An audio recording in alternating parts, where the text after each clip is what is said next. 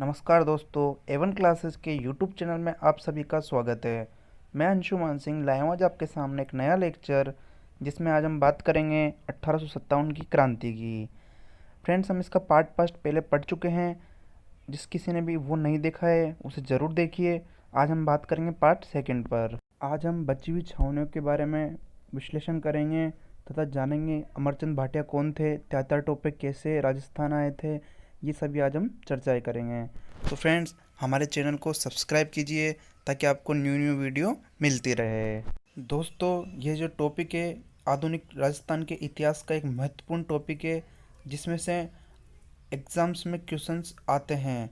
ये आगामी एग्ज़ाम्स पटवार, रीट, राजस्थान पुलिस तथा राजस्थान का कोई से भी एग्ज़ाम हो, इसमें से क्वेश्चंस हमेशा आते हैं। तो फ्रेंड्स, इसे अच्छे से समझिएगा।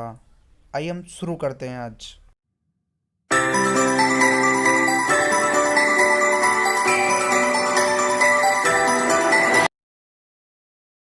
तो बात करते हैं हम कि कोटा में कैसे क्रांति हुई। कोटा में क्रांति है वो 15 अक्टूबर 1857 ईस्वी को हुई थी।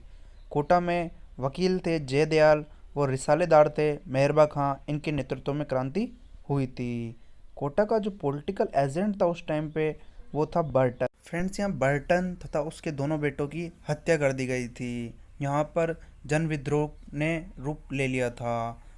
यहाँ के जो कोटा महारावल थे राम सिंह द्वितीय, उनको भी नज़रबंद कर दिया गया था तथा मथुराधीश मंदिर के जो महंत थे कन्हैया लाल गोस्वामी, वो कोटा महारावल थे जो राम सिंह द्वितीय, इनके बीच में एक समझौता हुआ तथा जो बर्टन की हत्या हुई थी उनके स्वयं को जिम्मेदार ठहराने वाले परवाने पर कोटा महारावल के हस्ताक्षर करवाए तथा जयदयाल को कोटा का प्रशासक नियुक्त कर दिया।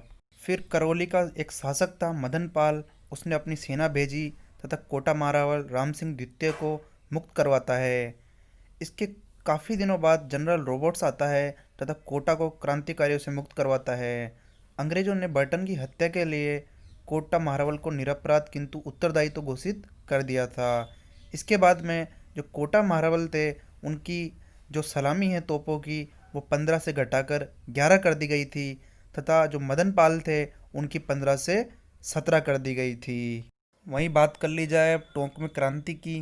टोंक का एक नवाब था वजरुद्दौला, वो अंग्रेजों का समर्थक था, परंतु उसका मामा था मीर आलम, उसने विद्रोह का साथ दिया था।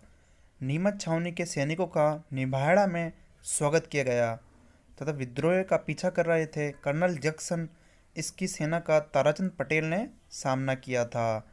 इसमें जो महत्वपूर्ण बात सामने आती है वो है कि टोंक में महिलाओं ने भी क्रांति में भाग लिया था, जो कि एक इम्पोर्टेंट फैक्ट है। बात कर ले हम बीकानेर रियासत की, तो वहाँ का एक महाराजा था सरदार सिंह। वो एकमात्र ऐसा शासक था जो अपनी रियासत से बाहर जाकर युद्ध लड़ा था। हिसार के बालू नामक स्थान पर जाकर लड़ा था। इसमें सरदार सिंह को अंग्रेजों ने टिब्बी क्षेत्र के 41 गांव हैं वो उपहार में दे दिए थे। जयपुर की क्रांति की हम बात करते हैं तो जयपुर के जो राजा थे वो थे राम सिंह द्वितीय। फ्रेंड्स, ये सवाई राम सिंह नहीं है, राम सिंह सेकंड है। यहाँ पे अंग्रेजों का साथ दिया था इन्होंने तथा अंग्रेजों के विरुद्ध षड्यंत्र करने वालों को गिरफ्तार किया गया था। सादुल्ला खां, विलायत खां तथा उस्मान खां 3 क्रांतिकारी थे जिनको गिरफ्तार कर लिया गया था। अंग्रेजों ने राम सिंह को सितारे हिंद तथा कोटपुतली परगना दिया था। यहाँ का एक जो पॉलिटिकल एजेंट था ईडर, उसके कहने पर ही इनको गिरफ्तार कर लिया गया था। अलवर रियासत की हम बात करें तो अलवर का राजा था बने सिंह। फ्रेंड्स, ये विनय सिंह नहीं है, बने सिंह। बने सिंह के खिलाफ वहाँ के दीवान थे फैजल खां, उसने विद्रोह का साथ दिया था तथा बने सिंह थे, उन्होंने अंग्रेज़ों का साथ दिया था तथा अंग्रेज़ों की सहायता के लिए इन्होंने आगरा सेना भेजी थी। तो दोस्तों, क्वेश्चन यहीं से बनते हैं कि ऐसी कौन सी रियासत थी जिसने अंग्रेज़ों की सहायता के लिए आगरा सेना भेजी थी, या ऐसा कौन सा शासक था।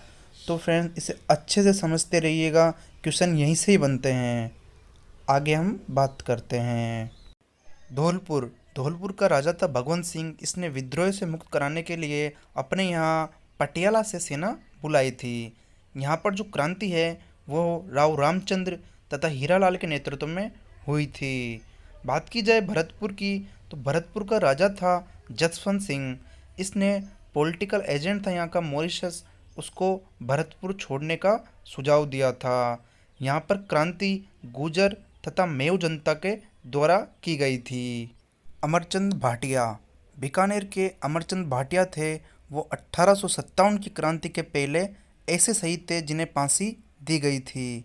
ये ग्वालियर के नगर सेठ थे। इन्होंने जो खजाना था उसको क्रांतिकारियों में वितरित कर दिया था। इस क्रांति का भामाशाह तथा राजस्थान का मंगल पांडे इन्हें कहा जाता है। मंगल पांडे इसलिए कहा जाता है क्योंकि क्रांति हुई थी उसमें मंगल पांडे जो थे वो शहीद हो गए थे। भारत के संदर्भ में देखा जाए तो मंगल पांडे थे जिनको सबसे पहले फांसी हुई थी, परंतु राजस्थान के संदर्भ में देखा जाए तो अमरचंद भाटिया थे, इसलिए इनको राजस्थान का मंगल पांडे कहा जाता है। वहीं हम बात करते हैं महान क्रांतिकारी तात्या टोपे की, कि वो कब कब राजस्थान आए और उनका राजस्थान में क्या योगदान रहा था। तो तात्या टोपे थे वो सबसे पहले मांडलगढ़ भीलवाड़ा में आए थे। टोंक के नवाब थे, उनके खिलाफ नासिर मोहम्मद खां थे, उन्होंने तात्या टोपे का समर्थन किया था। बनास नदी के निकट हुए कुवाड़ा युद्ध में तात्या टोपे हार जाते हैं तथा हाड़ौती की तरफ चल जाते हैं। यहाँ पर झालावाड़ के जो राजा थे पृथ्वी सिंह, वो तात्या टोपे के विरुद्ध सेना भेजता है, परंतु गोपाल पलटन को छोड़कर बाकी सेना युद्ध करने से मना कर देती है। फिर तात्या टोपे को बीकानेर का राजा था सरदार सिंह, वो 10 घुड़सवारों की सहायता देता है। तात्या टोपे को नरवर के जंगलों में जो वहाँ का मानसिंह नरूका था उसने गिरफ्तार करवा दिया था।